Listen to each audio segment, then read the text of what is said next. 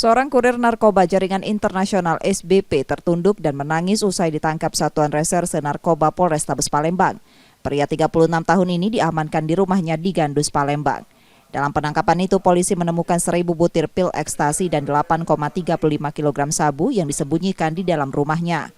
Kapolrestabes Palembang mengungkapkan tersangka merupakan residivis yang sudah lama dipantau polisi. 2 minggu sebelum penangkapan, petugas telah mengawasi pergerakannya.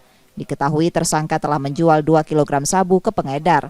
Narkoba tersebut berasal dari Malaysia dan diperoleh tersangka dari temannya PN.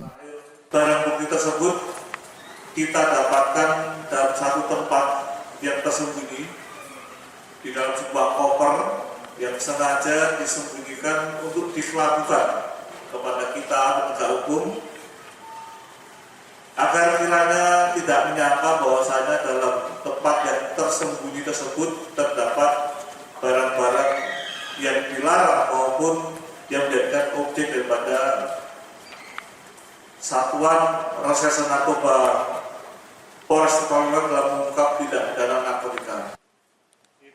Tersangka yang sehari-hari bekerja serabutan sebagai juru parkir mengaku sadar risiko menjadi kurir narkoba. Namun, ia nekat menjalaninya demi membeli susu untuk anaknya yang masih berusia 9 bulan karena belum mendapatkan pekerjaan tetap.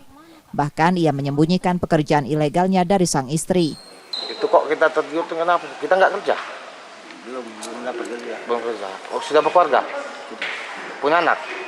Berapa anaknya? Sekolah. Umur berapa? 9 bulan.